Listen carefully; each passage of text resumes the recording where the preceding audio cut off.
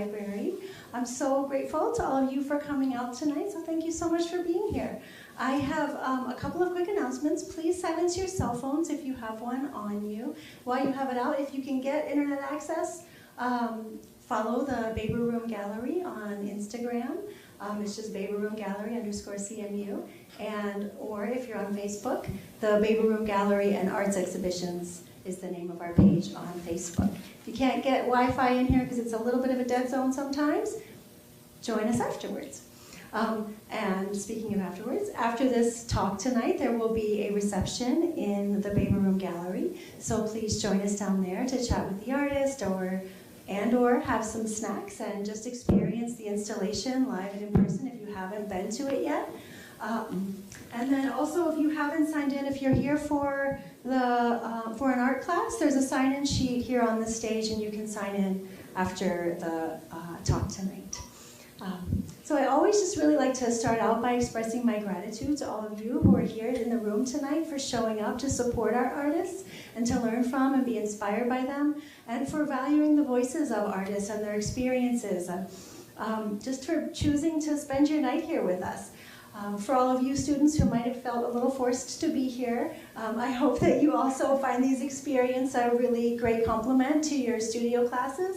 And as someone who was also once an art student, I promise you that you will look back on all of these mandatory talk experiences as something that really adds to and builds within your vocabulary of artists and voices within of references for your work, and that there are a lot of gifts from these experiences that will unfold in your own story as an artist and as a student.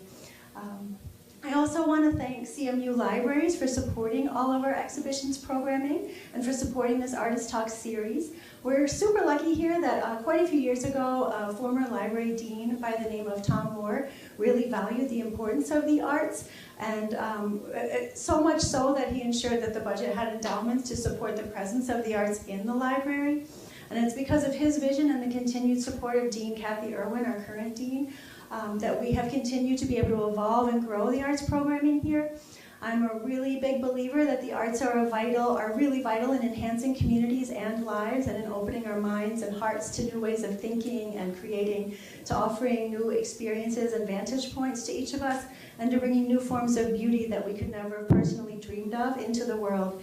And I would also argue that we really need that now more than ever to be able to dissolve into new and unexpected forms of beauty right now. So it's a huge gift that we get to have the opportunity to host our artist here and to experience the work of tonight's artist, Jacklyn Brickman, over in the Baby Room Gallery. If you have not been there yet, Jacklyn has created for us the first ever multi-sensory installation experience that the Baby Room has ever hosted.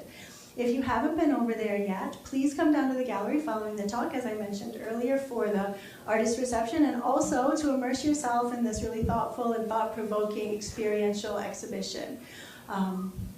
Some comments from the guest book have called this experience dreamlike, grounding, calming, unsettling in the very best way, otherworldly, and transportive. And I agree with all of those sentiments. In this installation, Jacklyn has taken the humble Michigan sugar beet and given it a voice by attaching biofeedback sensors to it and bringing its inner rhythms to life, and by inviting gallery goers to touch the sugar beet and create a soundtrack of humans interfacing with the beet. In her artwork, Jacklyn often uses science-based practices to merge art, science, agriculture, and technology. In Cosette's The Installation in the Baby Room Gallery, she uses video, sound, light, and both natural and fabricated objects to explore and elevate the potential of the Michigan sugar beet through a multi-sensory installation experience. An experience which allows us and asks us as viewers to also consider the unlimited potential of something so commonplace and underconsidered as the Michigan sugar beet. The pursuit of curiosity is something that I personally value greatly. Curiosity about the world we live in, about others, about the hows and whys of the way things work, about the unseen and the unknown.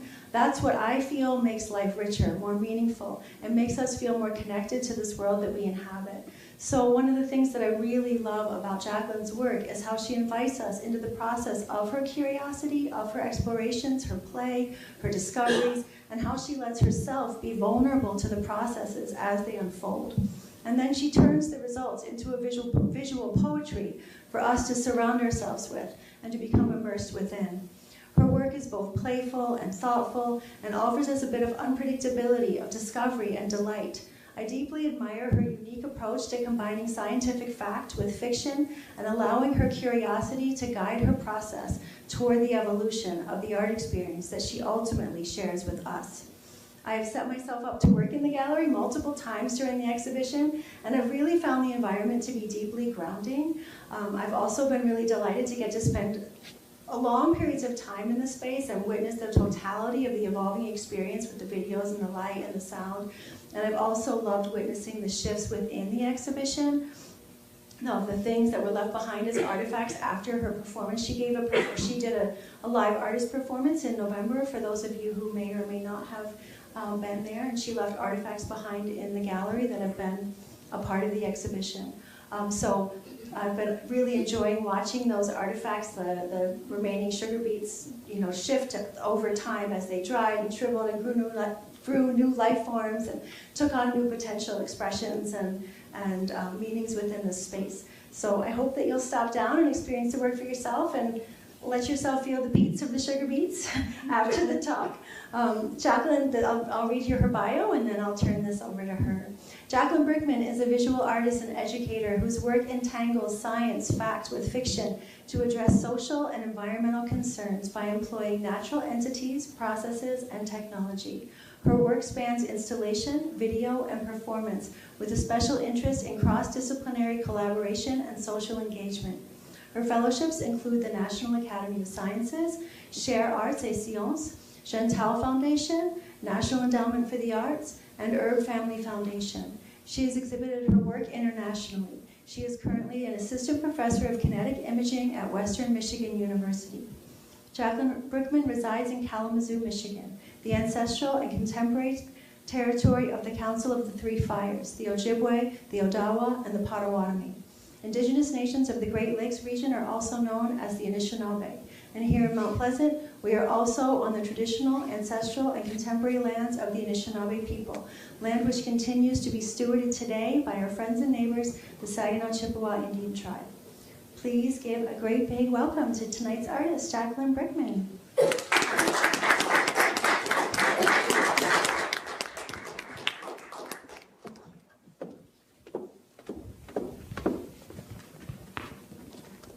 Wow, thank you for such a beautiful introduction, Denise. And I can really concur that to all the students out there, these artist talks, they might be annoying right now, or maybe not, but they really stick with you and have had a huge impact on my practice. So I hope that you come and have some snacks afterwards, and that we have an opportunity to connect one-on-one and to meet. So I'd love to hear what you're working on in the studio too. So good evening. I want to also express my gratitude to Central Michigan University and to the whole Mount Pleasant community for welcoming me into your space, into your neighborhood, to Baber Room Gallery for hosting my work. I really am full of gratitude to everybody who attended the performance and the opening reception. This work would not be possible without you. In fact, it can only continue because of you. You've contributed to it and are embedded into the work with your own biodata, if you touched the beat. And of course, thank you to Denise, who is an incredible person to work with, and her support throughout this process is really unparalleled and it's just been such a gift to work with you all. So Denise read you my bio. I am an interdisciplinary artist, and my work entangles science fact with fiction to address social and environmental topics by employing natural objects, processes, and technology. This evening, I'm going to share some works with you that demonstrate a path of entangling human experience with non-human kin, from plants to technology. My goal is to dig deeply into a subject, to learn from and honor the past and work toward building a cooperative, collective future. At the heart of my interests really are people. I'm interested in how they interact with one another, with their environment, with me and my work. My materials depend on the site I'm working in, the conceptual underpinnings of whatever it is that I'm making, and the processes and experimentations that are happening in my studio, which really is wherever I go. I record steps and stages along the way, and these recordings culminate into videos that are often exhibited in conjunction with an installation or screened in an exhibition in a gallery or at film festivals. So what you see now is an excerpt of a video exploration that was made as part of the mission nucleus in the seed simulation laboratory, where co-pilots filled a large glass globe full of millions of dandelion seeds. So before I really dig in here, I want to start with an Ursula K. Le Guin quote. I admire her work as an author, a feminist, and a world builder. To make a new world, you have to start with an old one, certainly. To find a world, maybe you have to have lost one. Maybe you have to be lost. And this resonates with me as so much of my work is informed by and responsive to the process of making. I often feel lost until the work itself comes into being. I'll be honest, this feeling used to terrify me, right? Like I would say to my mentors or teachers, I don't know what I'm doing. Until I realized that that's right where I'm supposed to be, right? You don't know what you're doing until the work tells you what you're doing and you figure it out. So at this point, I've learned to really embrace that part of my practice and to honor it. I shared a little bit about this at the opening. We had kind of a talk back after the performance. But when I first began discussions with Denise about exhibiting at Baber Room, it was fall time. And I was asking her about the area and just trying to get a kind of a finger on the pulse of what's going on in Mount Pleasant. And she had shared, so we talked about a bunch of things. I was like, well, do you think anybody wants to collaborate? Or maybe I could build a project around, just throwing out ideas. And she had recently gotten an email from somebody who was looking to work with someone on sugar beets. There's more to it than that, but that's kind of the base of the question. So I sat with that. It didn't really take hold yet. And then I made a trip out here and visited the space when Scott Hawking's work was up. And also, what a beautiful exhibition. It's really striking how different the gallery can look when there's different kinds of work in that space. But I left and, still didn't have a fully fledged out plan. I was still kind of in that space of being lost. Like, it's a beautiful space. I know I'm going to do something. I'm still not sure what it is. I'm still thinking about those sugar beets. So I wasn't clear what I was going on. In hindsight, I really wish that I would have picked up some sugar beets while I was here because they were in season. But I didn't. So once I settled on beets back at home and I started planning, I realized that I was not going to have access to any sugar beets until this fall, basically right before the exhibition opens. So I got to work doing everything else I could possibly do in testing and preparing. And the first thing that I did was design a custom print. That's kind of the image in the center there that was printed on fabric. And then I started looking into suit patterns that I might want to sew. As you'll see as I progress through the slides, I really love work suits, and I hand sew suits for most of my performances. There have been a few that I didn't make, but most of them I sew. And so when I first set out finding, the coveralls for this performance, I didn't have anything specific in mind, but I was really excited that what I found was a pattern from the 1920s Women's Land Army era. So the Women's Land Army originally began in 1917 with World War I. It kind of disbanded, and then it restarted again with World War II, and then it kind of disbanded again. But at one point in 1944, there were 80,000 women who worked in some way, shape, or form on the land.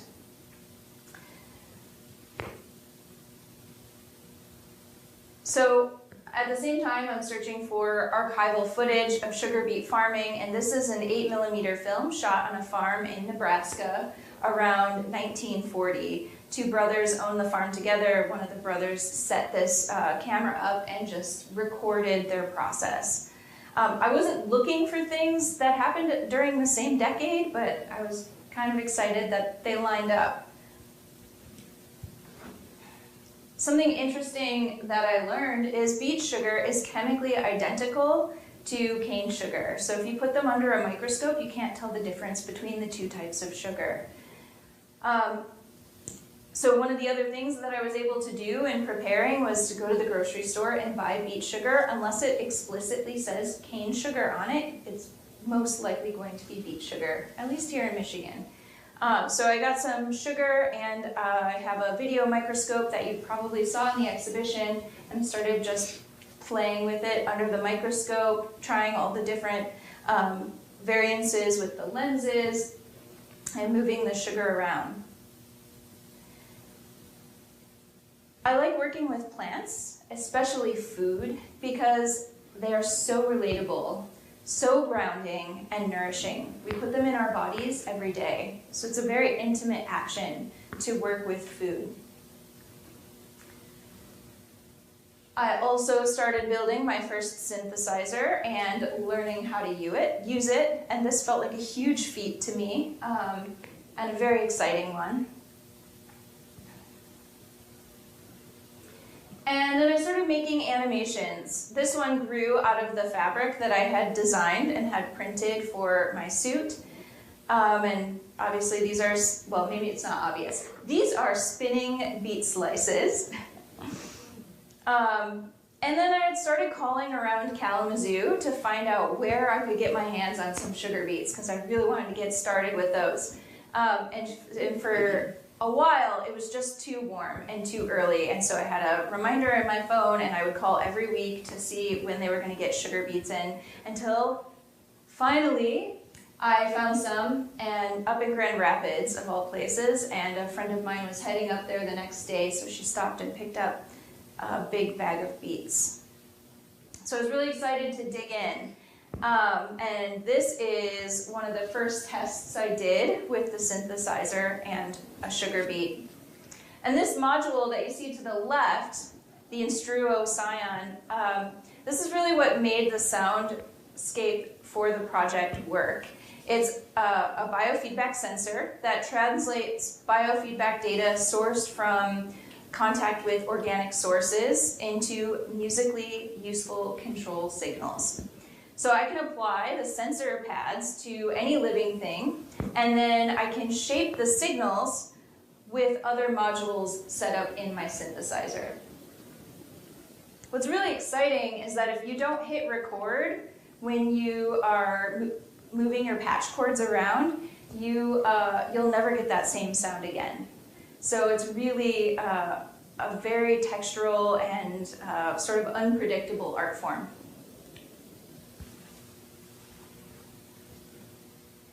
The word coset refers to the shape that the sugar beet is cut into to achieve maximum surface area for extracting sugar in industrial processing.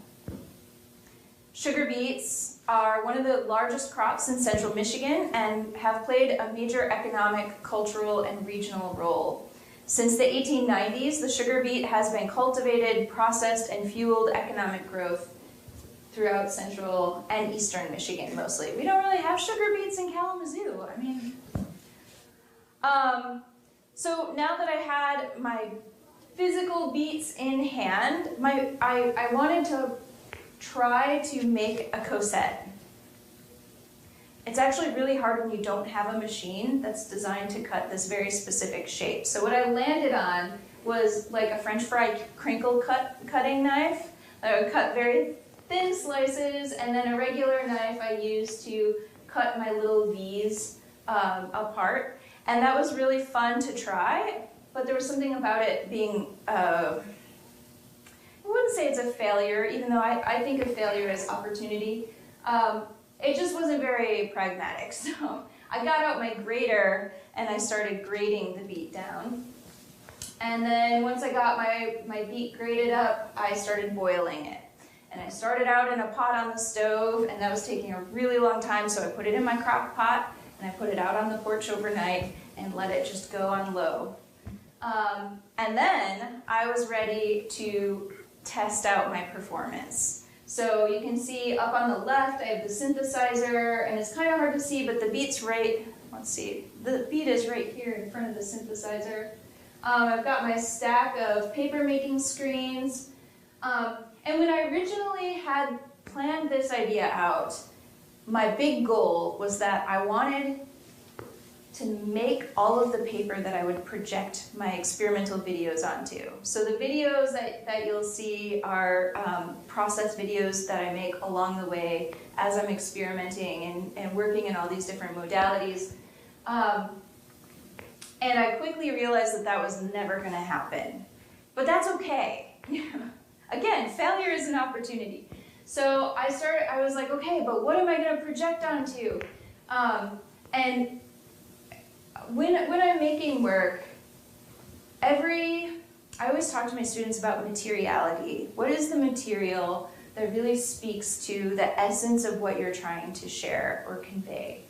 And so what I came to was using cheesecloth, because I would use the cheesecloth to strain the sugar liquid from the pulp. And so to me, that felt like a very appropriate material that I could easily get in abundance, and it has a function that I could use to loop that into the exhibition. So you can see I'm playing with it here in a very preliminary way, where I've got the cheesecloth coming onto the table at some points, and I'm using that to strain the pulp with. So in my test performance, I successfully separated the liquid, and I was ready to test out my candy making skills. My first try was a total failure again. I didn't get the sugar boiling hot enough, and so it didn't set, and then I was like, well, maybe I'll just put it in the oven, and then it scorched. So it's okay. That's how, I jump in and I try things out and I see what works. So my second round was much more successful and really exciting to see these candies come together. And this time I went to the store, I bought some sugar, because I also was thinking, I'm going to be sharing this with people, and they probably don't want sugar made from my roadside beets. So I landed on the word Cosette as a title pretty early on, when I started reading about sugar beets and industrial processing and farming. It was just a word that I had never heard before, and I thought it was really beautiful. And that was the word. I actually recall an email with Denise when I was like, I think this is the title, but I'm not sure. She was like, no, I love it. So I really love that word, and I think it's actually kind of beautiful that that getting that shape was a little bit unobtainable to me. It kind of makes the word even more special, right? But I also loved the way that it sounds like a cassette. And when we were preparing for the exhibition, I knew that I was going to leave a recording of the soundscape in the gallery for the duration of the show. And Denise said, well, we're going to have a CD player, and that would be the best way to play the sound. And so I was really glad that I still had a CD burner in my basement. and a boom box with a tape player. And I was like, well, this is my chance. If I'm gonna burn a CD, I am gonna make a cassette. So it was really kind of exciting to have this sound going through a synthesizer, which dates back to at least the 70s and probably earlier, and then into my computer, and then into iTunes. I don't know, does anybody use iTunes anymore? It felt weird opening that. And then to my CD burner, and then I put it in my boombox and put the tape in and recorded to the tape. And that was just a really exciting moment. Still didn't know exactly what was going to happen with that, but I went through that process. So when I arrived to set up the installation, again, this is the being lost part, right? I'm like still sometimes uncomfortable with it, but I just know that I'm gonna arrive, and the right way to set this up is gonna come to me. And so this is a video, again, recording the process all along the way, because I always go back and review it. So this is like my first try, and you can see I walked around the room and I set these dowels in a big circle all the way around the room, because I'm thinking this is an installation and I'm going to fill the space. And so Denise and I started hanging up some dowels kind of front and center and testing things out. Quickly we realized this was just not working. So I backed up, stood kind of right next to where this camera was set up, and I noticed these columns, almost for like the first time. They were there the whole time, right? But I don't know if it was something Denise said or if it was just already in my mind, but I came to the realization that these were like the sprockets that turn the dials in a cassette tape.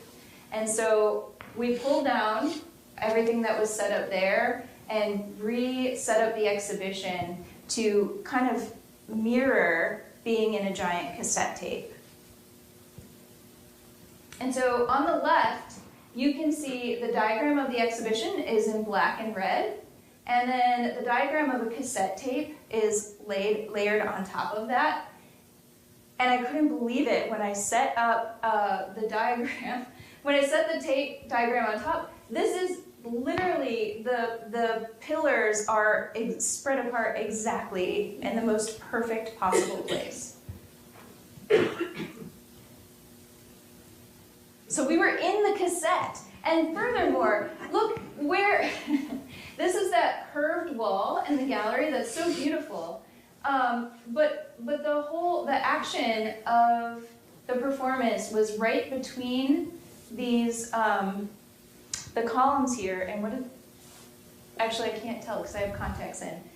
But the reservoir, number 1, that's where the performance was taking place. And then the people were sitting where all of these other, like, wheels and sprockets are. Technical language has left me, but I was just so excited to see the way that the cassette actually fit the space. So I'm going to share a couple images and a little bit of video from the performance. So here's somebody touching the beat.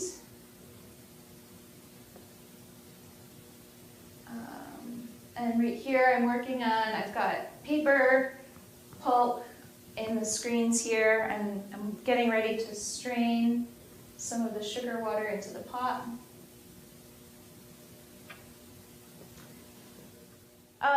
And this is where all of the senses actually did come together. It felt like a big risk, right, to say I'm going to do all of these things. And I was so excited that they all came together. We have the soundscape, coming from this beat and everybody who walked up to touch it. We've got sugar boiling and the steam is filling the room with the scent, the sweet beet scent, or my husband said, it smells like borscht in here. And then I walked around with a cart full of the candy that I had made and shared that with people who wanted to take some with them or try it. Here I'm sharing some of the paper that I made with the beet pulp.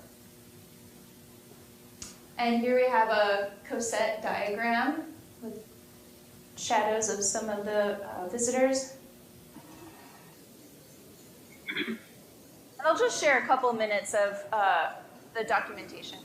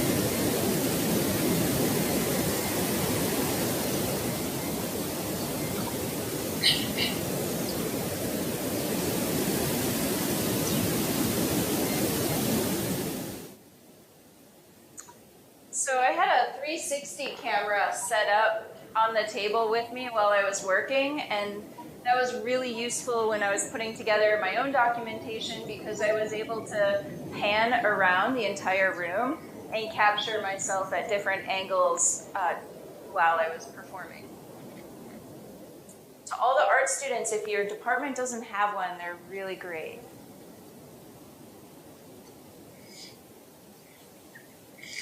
And not too expensive. So this will be my last image of cosets. It was really fun also to watch we had the same video clip that was playing in all of the projectors, and most of the time they did not line up. There were different things playing at the same time, but every once in a while they would all sync up, and I loved that they were different.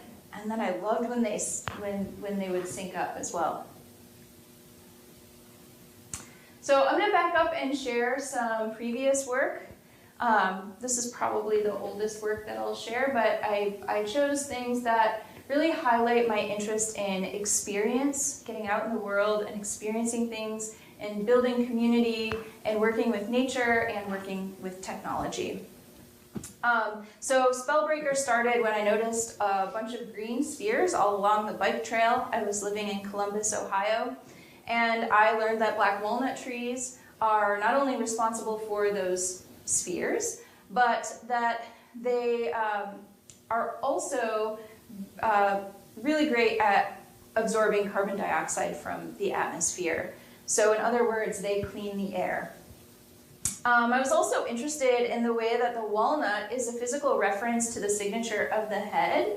The shell is like a skull, and the nut meat is the same shape as your brain. So I fabricated an outdoor kitchen using a hot plate to brew black walnut ink. And after boiling it for a couple of hours, I cooled the liquid down and mixed it with isopropyl alcohol, because I learned my first time around that it grows mold very quickly if you do not. And every step of the way, again, I'm recording my process. This is like I keep a digital video sketchbook, basically, and I'm always going back into that sketchbook to reuse my clips. So ultimately, I made this sculpture, and this is how it works. Participants speak into this hand-blown glass globe with a carbon dioxide sensor attached to it. And when the CO2 from their breath is detected by the sensor, that goes down to this tree stump and triggers a peristaltic pump, which begins to pump black walnut ink that releases down an exhaust pipe and into the carved wooden basin. And then people who are present and who choose to breathe into the apparatus, they are given an artist book and basically record their breath with a drop of ink. Still obsessed with walnuts. I photogrammetrically scanned a walnut and was working with it in a program called Cinema 4D, working with 3D animation. And the moment that I made the walnut spin, and when it evolved into, that's when it kind of evolved into a celestial body for me. So I started speculating and weaving myths about a walnut that through its own agency rises up and enters outer space. And then, as you'll see, I had an outer space obsession for a little while too. So those ideas all merged in physical space when I made this sort of, they're not quite in outer space yet, but the walnuts are getting really big. So this is called Breadth of a Walnut. And it was an installation of 9 large inflatable mylar spheres that are connected to ventilation fans that are run by grow timers. And so these timers are set to, in kind of a mimesis of human breathing. These large pillow-like structures invited viewers to touch, move through, stand underneath, and look into the semi-transparent mylar. The installation was accompanied by an improvisational live movement event and a choreographed film in which dancers both activated the space with their movement and encouraged the audience to move through the work themselves. And this was a big moment for me because it was the first big collaboration I did with dancers. And I've continued to work with dancers. And the person filming this is actually someone who, her specialty is dance with camera and choreography with camera. So the video has a very embodied feel that when I document my work, I set my camera on a tripod and I make sure it's very straight and out of the way, you know. And she really understands how to embody the camera and the viewer perspective. During planning stages of my projects, I make site visits to spend time getting acquainted in the space and really get a feel for the essence of wherever I'll be working. So I often bring objects with me and think about how they interact with the space, how they interact with one another. I'm really interested, like, what does this space smell like? What does it sound like? This was in a greenhouse and it had these incredible loud clicking mechanisms that I don't know what they do. They regulate heat or temperature, they release water, I don't know, but it was really cool. So that became a part of the work. Tending Breath was a collaborative film. It reappropriated the Breadth of a Walnut sculptures, but this time inside of a greenhouse. And the project was meant to ask a series of questions, like, what would it mean to have interspecies familial relationships and translate human behaviors to plants? Suited figures moved through the space in ambiguous tending. The duties performed by the attendees entangled science fiction and motions of caring to question what cultivating a planet from a single black walnut might look like. A speculative future that ponders the evolution from plant to planet. I like wordplay. From careful movements between the expanses of breathing mylar spheres to the gentle handling of a single precious walnut dried with its husk intact, to assisting in the eventual delivery of a silver neonate planet, the suited figures offer all matter their attention. Tending Breath with the tenderness and care of a parent enforces an altered approach of movements that attempt to nurture into being new imaginative possibilities. So shortly after that, I developed the Department of Planetary Futures, really to provide me with a framework of my practice and also to give me a way to work collaboratively with a lot of different kinds of people, practitioners, artists, scientists, and have a series of projects that kind of all grow out of the same idea. So it really offered a structure for what I was already doing. And I was moved to embrace another organic sphere. This one nourishes human bodies through sustenance and nostalgia. A simple pot of chicken soup can simultaneously cure ails and soothe the soul, its flavors reaching into the tendrils of childhood and familial care. Does anybody know what it might be? Onions. I love onions. So this is a slide containing 3 dyed onion root tips, which when viewed through a microscope, display mitosis or cell division. Cells divide so that living things can grow. ACE, Allium cepa stella erratica, or onion planet in Latin, was a multimedia installation of a fictional laboratory that implemented experiments to develop a new planet through onion propagation. So I had a series of growth chambers. Closest to me here is my rooting chamber. It's kind of hard to see, but these onions all just have roots at the bottom. Once they started to shoot bolts, then they would get moved into the large growth chamber. And then this is a protoplanet, like ready to head off to space here, the green one. So methods and procedures using live onions were performed daily for 4 weeks, made with breathing inflatable sculptures of various sizes, sculptural objects, video projection, and laboratory equipment. I worked in the lab daily, tending to the onions, performing experiments, offering tours. This is inside of that growth chamber with all of my bolting onions. And visitors were welcome to page through my lab book. I made a video introduction to the lab that's hanging on the wall there. So when I wasn't in the lab or the gallery, people could kind of watch it and figure out what the heck was going on. Failed protoplanet attempts were preserved for educational purposes. So once the bolts got big enough, then I tried to turn them into planets by smooshing them together with rocks and making them into a bigger sphere, which of course did not work. This is an onion planet origin video, and this was projected inside the laboratory. NASA footage of planetary formation is merged with experiments that took place in my studio and the laboratory as I developed the project.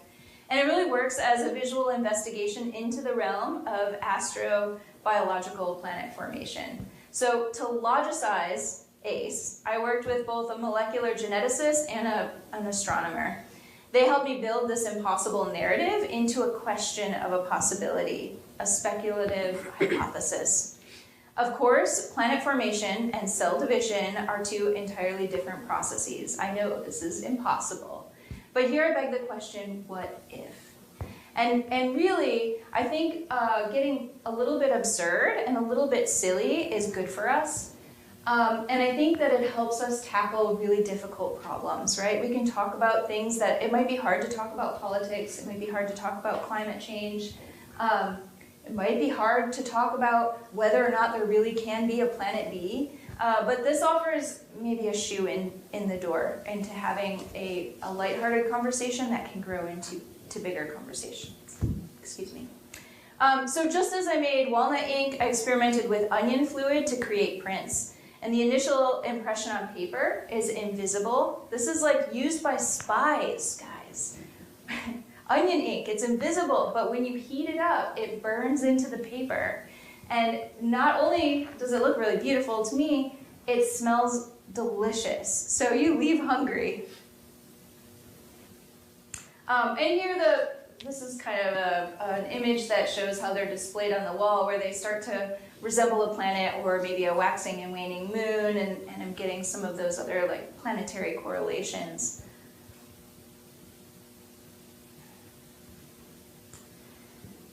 The Seed Simulation Laboratory analyzed seed pods as tiny survival methodologies. Botanical research shows that seed dispersal is a primary function for plant species survival, and there are a great variety of ways that seeds have developed dispersal methodologies through evolutionary design. The Seed Simulation Laboratory and Mission Nucleus was an interactive art installation, performance set, and viewing room. So this is the Mission Nucleus, which served as a control room or viewing station where performance and experiment documentation kind of came together in a multi-channel video and sound experience. For this project, we initiated a citizen co-pilot program where we made AR face filters, and people could engage with them on Instagram, and then whenever they shared their filters with us, we recorded them and had them looping in the gallery space.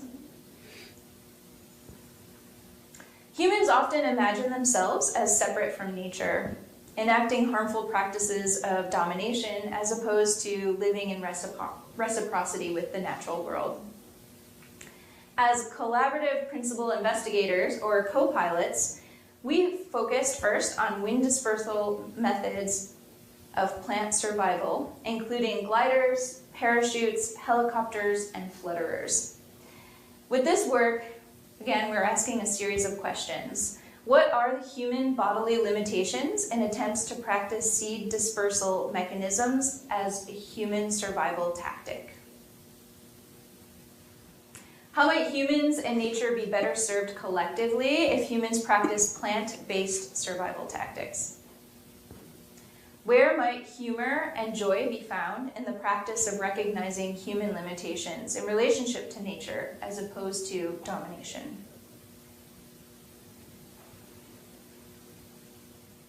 Dream Clinic was an art installation, multimedia performance, and socially engaged event where clinicians gathered and processed dreams with the goal of building a collective practice for the future. I worked to greet people, relay clinic protocol, and kind of answer questions about what we were doing as participants arrived. And then when they were ready, they recorded their dreams onto swaths of cloth. Dreams here have a very broad definition. They could range from hopes for the future, narratives that somebody came up with, images created during sleep, daydreams, anecdotes, stories. It was up to the participants. What is a dream? So after writing on the cloth, then they would hang their dream on the line, and those dreams were then pulled through the window into the laboratory by a technician to be processed. And I'll just say that this project was inspired entirely by the space. The name of this gallery is called Dream Projects. Now I'm forgetting. Anyway, it's about dreams. So, and then this window is just in the gallery. And I had seen a couple shows there, but the window I just think is so unique. So the whole project was built on the name of the gallery and the window that was in it, and then and what we can do together as a community. At recitation, dreams were read into a microphone, recorded with a loop pedal, which repeated and overlaid dreams, projecting them audibly into the space. The dreams were then transferred to archivation, where they were transcribed in pencil and paper and pinned to a corkboard, and then each dream was documented photographically, and later that was printed into a book. So here is an example of a dream document, and another one. Dreams are then transferred to development. In this stage, they are emulsified and augmented with solution.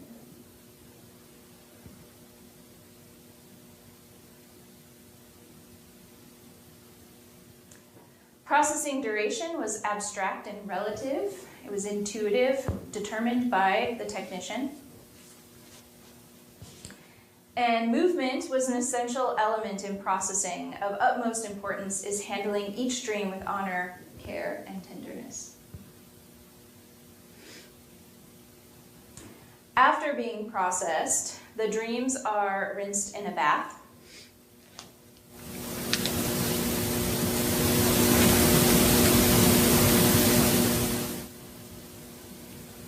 And then hung to dry.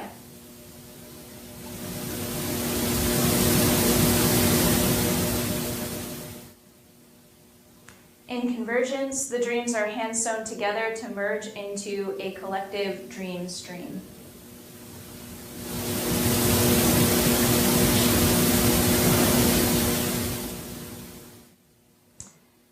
As dreams were added, the stream fed through a series of loops before it was wound onto a spool toward the sky in a projection of clouds.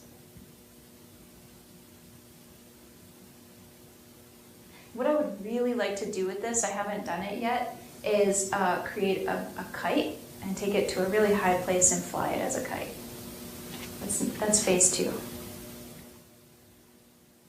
Adrienne Marie Brown wrote, "Science fiction is simply a way to practice the future together.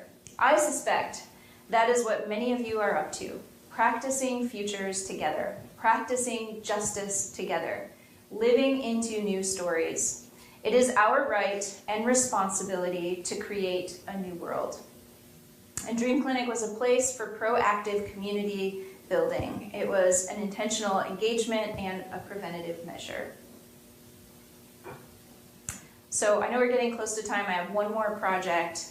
Do you want me to? Okay. All right. Frozen Fields Unexpected Growth was a report from the Cryospeculation Laboratory at the Department of Planetary Futures. And for this project, I collaborated with a dancer and a digital technologist. And our first step was to motion capture Kelsey's choreography here. And then Kevin created an avatar and engrossed her in a grassy, icy world that he built in Unity. I began working with a video footage from our capture in a program called EBSynth. It's open source. If anybody's interested, it's free and really fun to play with. And what I love about EBSynth is it allows you to animate existing footage, but with just a few stylized frames. Actually, I have some parts of the video that are projected in cassettes were made in EBSynth. So what I love about it is kind of like pixel moshing or data moshing. I mean, it looks like it's really smearing the image around. That's not how the program's supposed to work, by the way. I like to misuse things to get them to do what I like. So this is my way. Frozen Fields meditates on time, space, and the preservation of life through live physical and digital visuals that approach the overarching topic of absurdity in eco-art through sound, experimental animation, bodily movement, and real-time performance.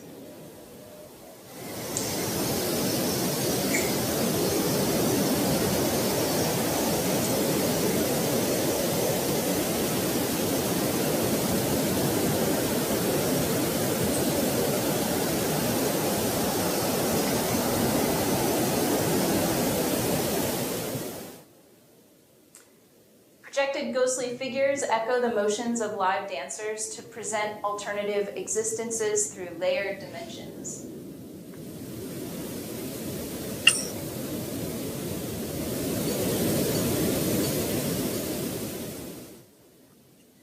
It's a rumination on fragility, metamorphosis, and humankind in the face of a shifting world. The layered choreography, visuals, and sound design explore liquefied, frozen, and compressed possibilities for the future, livable or not. It ponders humanity's place in time and space, bodies in motion, and the evolving dimension of future selves in a cryptic celebration of the unexpected resilience of living things.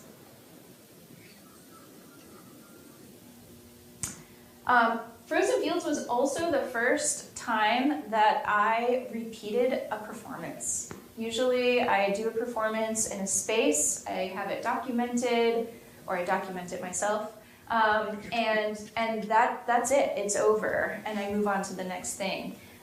What's so interesting with this project is we had the opportunity to perform it 3 times in 3 different locations, and each time it completely changed the context. So the documentation that you just saw was from the first performance, and what I did with the documentation from that was kind of re-blend it with the experimental videos that were already projected into the space so that it became its own video. And then, but you know, the second and third time around, I was talking with my collaborators. We just felt like something was really missing from that engagement, because there was an audience and there was us, and we weren't integrating at all. Which is normal for my collaborator who is a dancer. You know, dancers perform and they don't often engage with the audience. But for me, I really felt like something was lacking, and we all agreed. So it was January when we did the second performance, but I went in my backyard and dug up some grass from underneath snow and pulled it out and brought it with me. I wasn't sure what I was going to do, but I started putting it on pieces of paper, and I have a Department of Planetary Futures stamp from my onion prints that I did. In fact, the paper is from those prints, leftover. And so I started taping blades of grass, one onto each piece of paper, and then I got those beautiful glassine envelopes. I don't know why I love those envelopes so much, but you may have gotten one if you took your piece of sugar to go.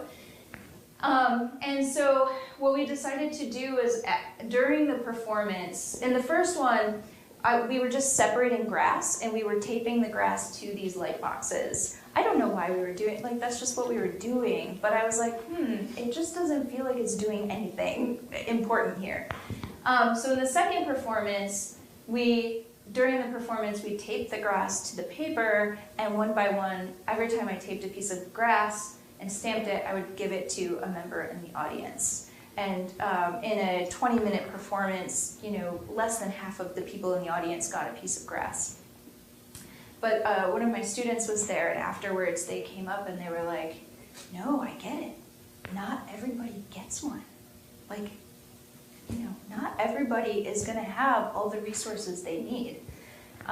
And so that was really exciting to me. And in the third performance, which is what this image is from, we did that again. And I had more ready this time because I really like to give things to everybody. But it just felt really wonderful to be able to redo and to make something better and to learn from you know, not that anything went wrong the first time around, but to really just make it better and more accessible.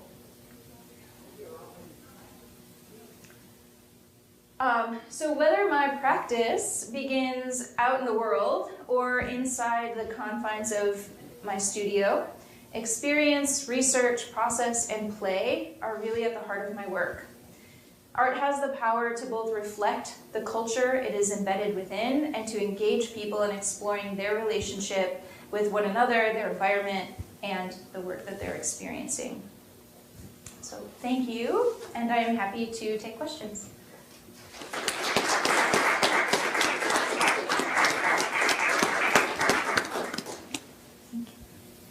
Questions for Jacklyn?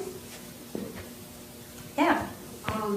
So I have two questions. One of them is about your synthesizer. Have you ever hooked it up to like anything else, and like what's the most interesting sound that's like come out of it? I mean, you don't have to make the sound, just Yeah, no, I can't. like what is the most interesting thing you hooked it up to? You know, that's hard to answer because really, and actually when I read, so you know, I'm new to this, so I'm like online reading forums and like figuring out how to work these things. And luckily, I have a colleague who knows a lot, so he's really helpful.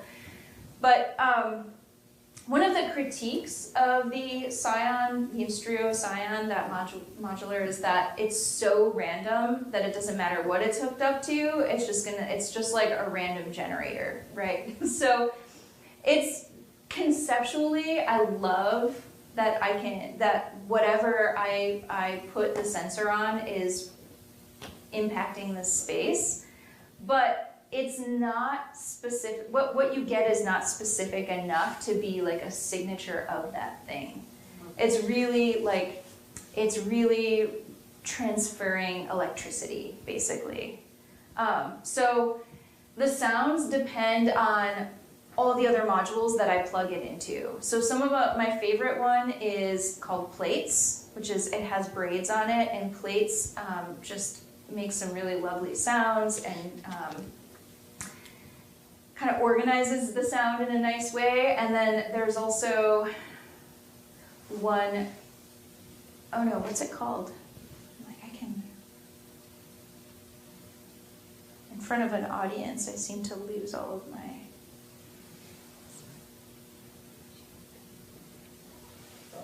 Okay, so this one, Resonate, is really lovely. You can see Plates is right next to Resonate. Resonate is really beautiful because it tries to mimic the sound of a stringed instrument. So that's what makes, like, in the video, or if you were in the installation, when it makes like the boing, boing, like that's like it's trying to play a guitar or something.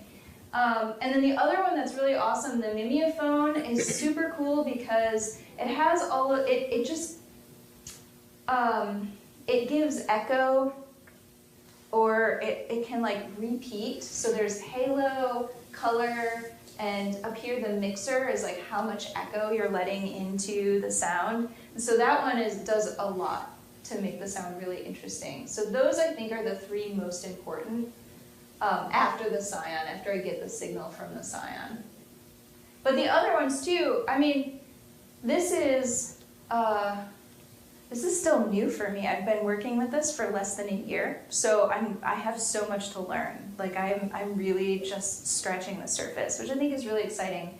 And one thing that I just purchased is another sensor that's just by touch. So I was worried that it was going to do the same thing as the Scion, but it totally doesn't. When I touch it, it makes different sounds, and that's really exciting. Yeah, was that both of your questions? You kind of answered my question because I was going to ask how long you've been using this for, but yeah, thank you. Yeah, you're welcome. Yes? The thread that you used to sew the dreams together, it looks shiny. What did you use? Yeah, it was thread, but it was like a, it was kind of like a mylar thread. It was shiny gold. It was actually terrible to sew with, but it was one of the things where one of us ran to Joann's. We got the gold, I don't know, whatever, the substrate that we made the nurse caps out of, and that thread in that trip, and I think we were texting each other pictures, like, which one? So we were really drawn to it because it was shiny. It was really pretty, but it was hard to actually sew it because it also had a little bit of stretch to it. So, yes? When was the exhibition that you had, the showing that you, when was that? The one that was in the barber room. Oh, it's right now. Oh, but you had the video from it. Yes. Was that was November November 19th. 19th. Yeah. Thank you. Yeah, also a Tuesday evening. I think I saw a hand up. Oh, that was maybe yours. No, yeah. Thank you. Jacklyn, can you speak a little bit to the direction versus trust that's involved in working with collaborators, and the experience coming alive during the performance, and what level of trust is required for the audience and the collaborators to bring the experience alive? Yeah, that's a wonderful question. So, where do I want to start with that answer? There were quite a few questions in there. Yeah. So, first of all, I love collaborating because I think when people come together, what's possible just explodes, right? The possibilities are endless. And it's so wonderful to be witness to that unfolding. I think that, yes, you do have to trust, so, you choose your collaborators wisely, but you also just have a feeling about people, right? A lot of this is intuition. Like, you can tell when somebody intrigues you, and that they might be a good person to work with. And I think that has served me very well, is just trusting in that process, and also letting go sometimes when you have a set idea, because it is a collaboration, and so you can't dictate everything. I think one of the challenges of collaboration sometimes can be that people from other areas don't know how things work in art. So when you share the labor of documenting, installing, deinstalling, applying to film festivals, or like applying to other opportunities, all of those things are labor that people in other areas just aren't used to doing. And so one thing I've had to realize is that it's important to spell out who does what in the beginning to kind of help save you from feeling like, but I'm doing all the work, because it's not fair, right? They don't even know what work to do in that regard. And so I think that's been something that I've learned along the way, and have just been really grateful that everybody I've ever worked with has been so wonderful. Yes? Was there a flip side of that someone taught you something that you didn't know was going to be part of their experience and what they brought to the project? In terms of collaborating? Yeah, ultimately. I mean, I always. I mean, there are some things that there are lots of things that I just don't know anything about, and so I think that's really where the beauty happens, is people bringing their knowledge. And for example, I didn't share the work, but I've been collaborating with a sound ecologist and animal behaviorist, and we went to a science conference last year because she applied with our project, and that was super exciting to be able. Then I was out of my element and amongst a bunch of people who were talking about things that I don't know about, and I really loved that experience. So absolutely, I think you have everything to gain. I was going to add something. You had another question at the end of your. I'm not sure if I had another question other than just like wanting to hear about the collaborative process and the direction versus trust. And then I think what was sort of in my mind is something that came alive from what I witnessed during your process, and that was that the audience were on a whole other level through that was unexpected to me. Maybe it was planned for you, but when each person got in line to put their hands on the beat, and the beat in the gallery is glowing, and the speaker it is still glowing under a light, but it was in water and very cold and vague at the time. And each person as they came up and touched it, it had this sort of like very sacred, ritualistic quality of people waiting in line to touch this sacred object. It felt like a reliquary or like something very sacred. And then you started to distribute the candy, and you were passing each piece of candy out with these tongs in this way that felt very Eucharist. Yeah. And everybody was kind of putting their hands out to receive their bee candy, and it took on this really unexpected, beautiful, wild, sacred, ceremonial quality that I don't think anybody expected when they came. And I just think it's so fascinating to see how like it just happened, and you trusted that this beautiful, magical thing was going to happen if you set the conditions just right. And I don't know, I guess I'm curious that really the question other than just how is it hard to hold on to that trust and just know what's going to happen when the people bring it alive. Yes, it is hard, and I had no idea any of that would happen. I did not plan it to be sacred, or I did grow up Catholic, and I guess it just comes out sometimes. But it's been a very long time. So that was all the magic of being in this place at that time with those incredible people. And I think, so yeah, I'm so glad you asked that, because that's collaborating with the audience, and the audience really making the work what it is, which is at that point, it's just an honor to be a part of it. I couldn't have planned that, and it doesn't always work that way. So one thing that I think was really nice about the performance that happened here was I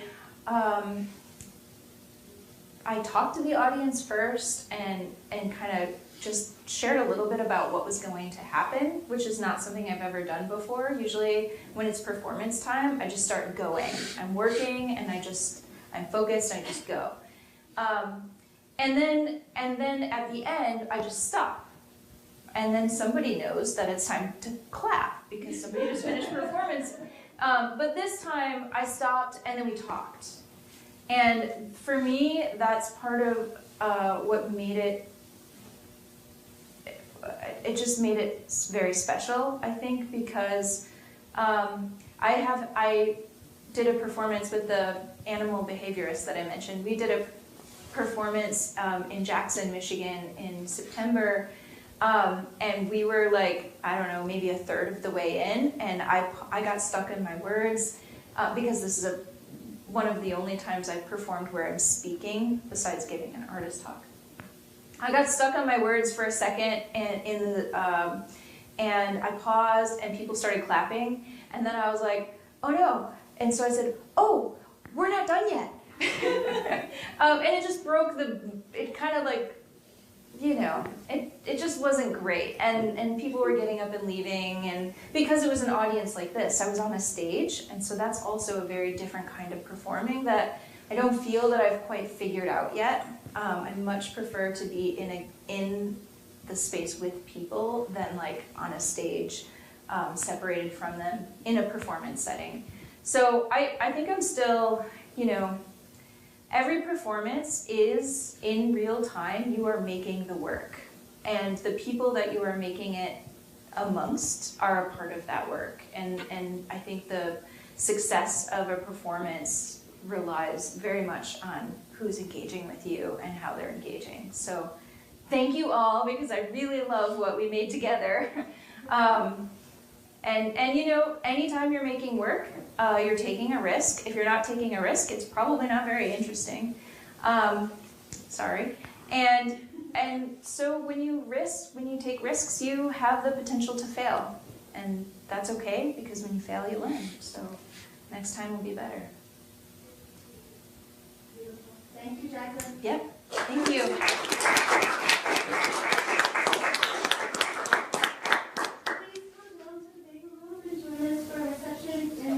Experience the work, and there is food set up in the Strohsacker room beside the bagel room tonight. So go into the Strohsacker, get some snacks, and then come over and experience this.